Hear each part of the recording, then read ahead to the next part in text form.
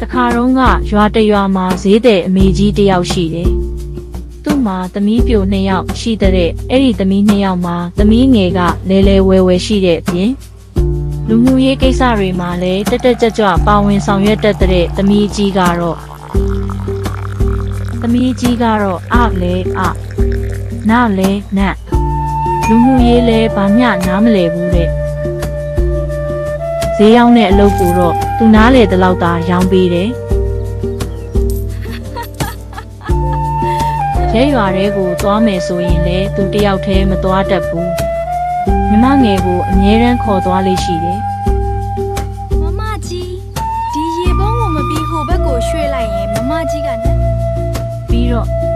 မြမပြောစကားမှန်သမျှယုံလွယ်ပြီးခိုင်းသမျှကိုလည်းအကုန်လုပ်ပေးတဲ့ဒီနေ့မှာတော့အမေကြီးကသမီးကြီးရိုးလွန်းတာကိုတီးတော့ပယုနာဒေါသနဲ့ကြီးမနင်ဒီလောက်အနေရင်ငါမရှိတဲ့အခါနင်ညီမကနင်ကိုတနေ့အိုးအမေကလည်းသူကရောင်းစားရအောင်ဘသူကချိန်ခွင်ပေါ်တက်မှာတော့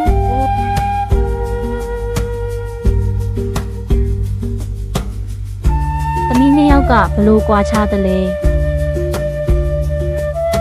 သမီးကြီးနဲ့အငယ်မှာဘသူကိုသဘောကျတယ်လဲဘာကြောင့်လဲအမေကသမီးကြီးကိုဘလို့ပြောတယ်လဲဘာဖြစ်လို့ပြောရတာလဲအမေပြောတာကိုသမီးကြီးကနားလေသလားအဲ့ဒါဆိုတာကောင်းသလားကလေးတို့ရောဘလို့ထင်တယ်လဲ